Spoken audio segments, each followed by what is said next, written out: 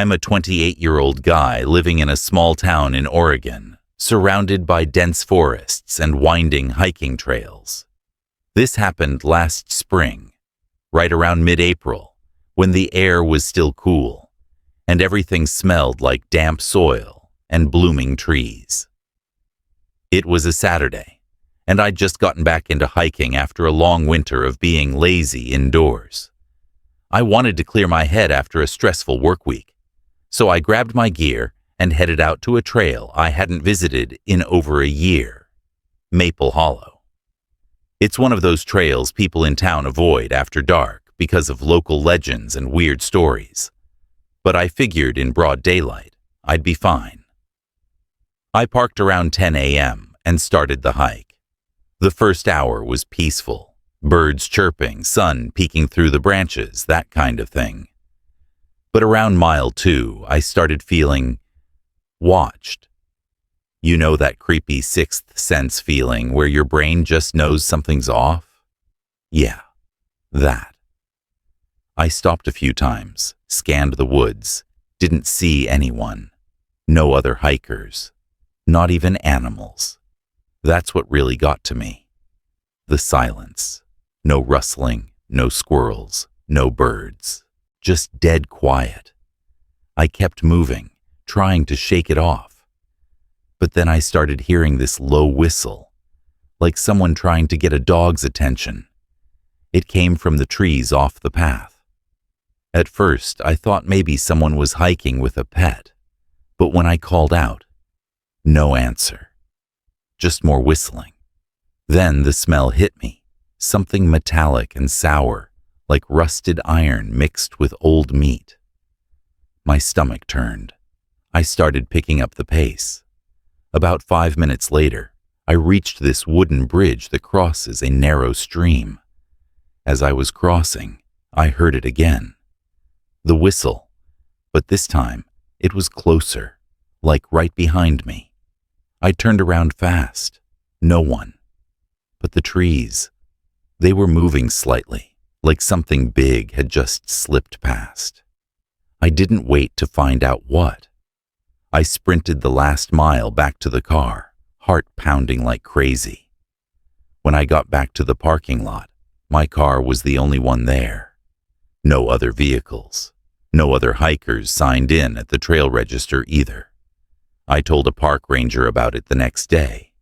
He looked at me, dead serious, and said, "You're not the first one to report that. We've had several hikers hear the same whistling sound, always in spring, always alone. Needless to say, I haven't gone back since."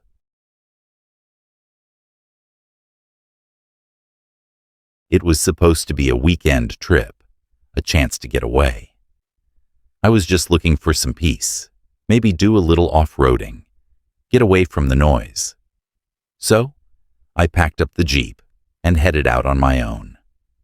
Just me, the road, and the desert stretching out in front of me. That kind of silence you can almost hear ringing in your ears. The sun was starting to set, the sky turning from fiery orange to a deep, bruised purple. I drove deeper into the desert. I had been on the road for hours, and the quiet started to weigh on me. It was that kind of eerie silence, the kind that gets under your skin. Nothing around me, just endless sand, rock, and sky, and no sign of life anywhere. Not a single person, not a single building, just nothing.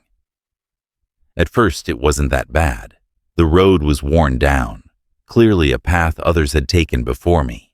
But the further I went, the more it felt like the desert was closing in, like something was off. It wasn't immediate, though. It started as a small, niggling feeling in the back of my head. The kind of feeling you get when you're alone for too long, and your brain starts to make up stories. But it didn't stay small. It started to grow, creeping in like a cold draft. The air was thick, dry, suffocating, pressing down on me. The tires on my Jeep kicked up this fine dust that seemed to settle faster than it should, like the desert was in a hurry to erase any trace of me. Then, I pulled up to this old, abandoned gas station. It looked like it hadn't been touched in decades. Windows boarded up, the sign barely hanging on by a thread. It felt like a place time had forgotten. But I was running low on gas, and well, I figured it was as good a place as any to stop and stretch my legs. I parked the Jeep, the engine sputtering as I turned it off. That's when I saw it. At first, I thought it was just a trick of the light, maybe a mirage or something. But no. There it was, standing just beyond the gas station by some rocks. A tall, thin, still figure. I couldn't make out any details, but the way it stood, it didn't seem right. It was like it was waiting for me. I laughed at myself, trying to shake off the unease. It was probably nothing, just the desert playing tricks on my mind. But no matter how much I told myself that, the figure didn't move. It just stayed there, unmoving, almost like it was daring me to come closer. I should have left. I should have turned around and driven straight out of there. But instead, I opened the door to the Jeep, my boots crunching on the dry earth beneath me. The silence was so thick, I could almost taste it. The wind rustled in the distance, but that was it. I called out to the figure. My voice felt tiny, almost swallowed up by the vastness. No response, not even a movement. Against my better judgment, I started walking toward it. My footsteps felt unnaturally loud in the quiet, echoing in the emptiness. As I got closer, the air seemed to grow colder, and I felt this strange chill creeping over me. When I finally got close enough to see more clearly, that's when I froze. The shape, it wasn't right. It was too tall, too thin, like a shadow stretched out at odd angles. The worst part? The face, or rather, the lack of one. It was just smooth, pale skin, no eyes, no mouth, nothing. Just a blank, featureless mask staring back at me. My heart stopped. I couldn't breathe. My legs turned to stone, and I swear the desert itself was holding me there.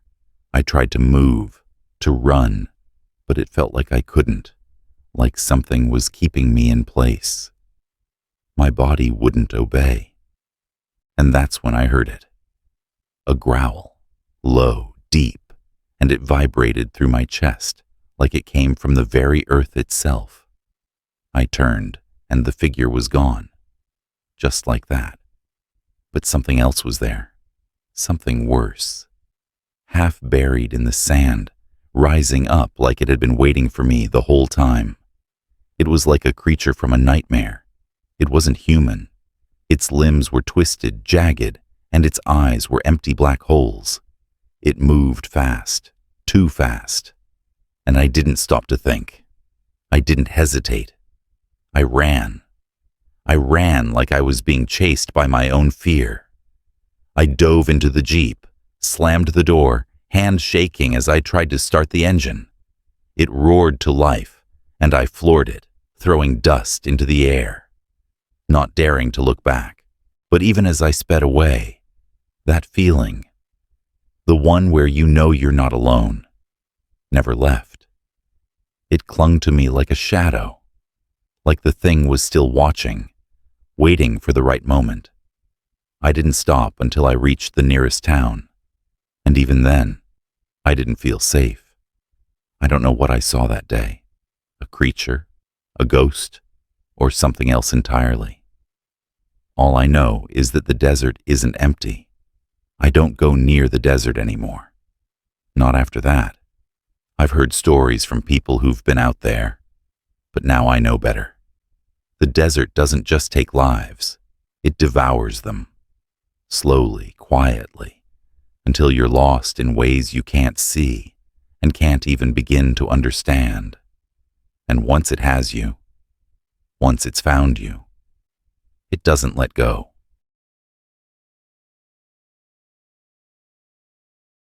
I had gotten a new job at an elementary school located in a quiet suburb. Even though I had studied psychology and worked as a counselor in the past, this job felt like a chance to enter the field of education in an unconventional way. It was a temporary position where I worked as an assistant with students needing speech therapy. The school was very large and expansive, shaped like a U, and it had around 600 students. The administrative office was at one end, while my room was located in the back wing near the preschool section. The distance between the kids' classrooms and the hall I worked in was long, so I found myself walking between rooms a lot. One day, while walking down the school's hallways, I noticed something strange in one of the corners near the front office. There was an old rag doll inside a glass display case, wrapped in colored paper, and it looked like it had been broken or neglected. What caught my attention even more was that it was always in the same position, never moved. There was no one ever talking about it. No one seemed to care, and it felt like it had just become part of the decor. But for some reason, I felt uncomfortable every time I passed by it. The weeks went by, and every time I walked by that corner, I felt something eerie, like I shouldn't be near it. On a warm spring day, while I was going about my usual tasks, I started to feel watched. I would go to the computer room for speech therapy sessions, but every time I stepped away, things began to feel more strange. The doors would close behind me on their own. Not just the door I used, but others in the hall as well. There was something unsettling about the school. Then one day, after I had taken a preschooler to their session, I came back to find my door locked. This was impossible because I always left it unlocked, especially since I was constantly moving between rooms. I thought maybe a staff member had closed it by accident, but something about it felt wrong. I decided to ask the janitor, who was always around, if he had locked it. He shook his head and said no. Then I asked if the door could somehow lock by itself. He gave me a straight answer. Definitely not. That's when I started thinking that someone was messing with me. Maybe they were trying to teach me a lesson for leaving my door unlocked, but instead of saying anything, they were doing it in a passive-aggressive way. If that was the case, I wasn't going to ignore it. So, I texted my boss, the vice principal, and asked her to come talk to me when she had time. When she arrived, I explained everything. How the door kept locking, how it only happened when I was gone, and how there was no way it could be happening on its own. I needed answers. She told me she didn't think anyone would lock my door on purpose, and said she would have maintenance check it. That was the end of the conversation. After the weekend, I came back to find that the door was broken. It was slightly off its hinges, tilted, and wouldn't close properly anymore. No matter how hard I tried, it wouldn't fully shut. Well, I guess lock-in by itself wouldn't be a problem anymore. The school had security cameras in the hallways, so I wondered if they had any footage of me checking the door handle. If you are here for the first time, don't forget to subscribe to our channel and turn on the notification bell to stay updated with our upcoming scary stories. We need your support. Please share these stories with your friends and family. Spring had always been my favorite season. The air felt fresh, the flowers bloomed vibrantly, and the world seemed to awaken from its long winter slumber.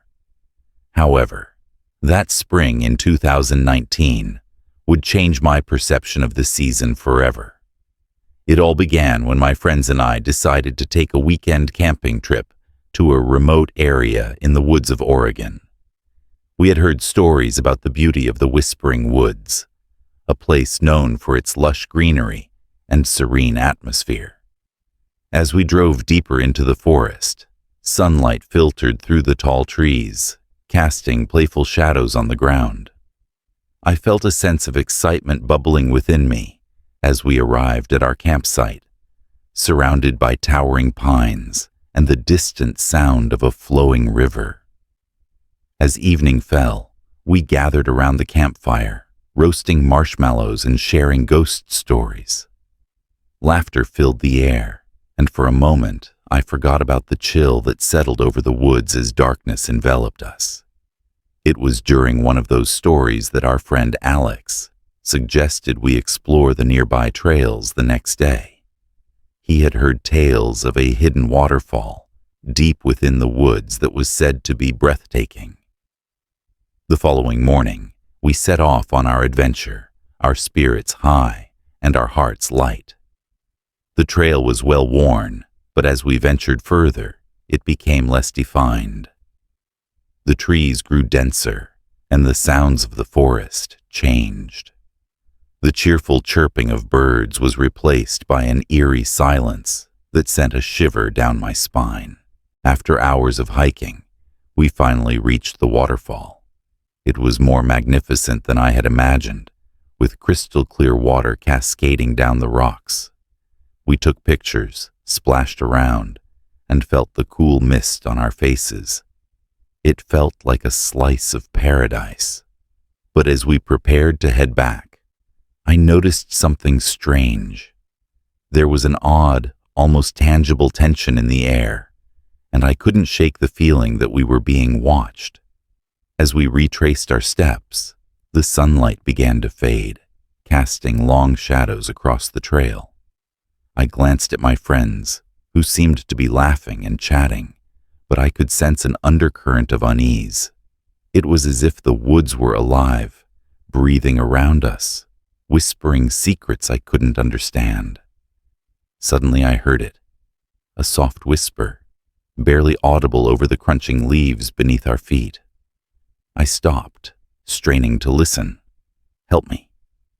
It was a faint voice, almost childlike, but it echoed through the trees, sending a chill down my spine. I turned to my friends, but they hadn't heard anything. I shook it off, convincing myself it was just my imagination. As we continued walking, the whispers grew louder, more insistent. I could feel my heart racing. "Did you hear that?" I asked, looking at my friends. They exchanged puzzled glances but shrugged it off, insisting it was just the wind playing tricks. But I knew what I had heard, and it terrified me. As we approached a fork in the trail, we decided to take the path less traveled, drawn by an inexplicable curiosity. The further we went, the thicker the trees became, and the whispers morphed into soft sobbing. My friends finally started to feel it too, a heavy sense of dread that pressed down on us, like a heavy blanket. "Let's turn back," I suggested, my voice trembling slightly. But Alex, ever the adventurer, insisted we press on, convinced there was something worth finding. Reluctantly, we followed him deeper into the woods. Our laughter was replaced by an uncomfortable silence. After what felt like hours, we stumbled upon an old, dilapidated cabin hidden among the trees. It looked abandoned, with vines creeping up the walls and the roof caving in.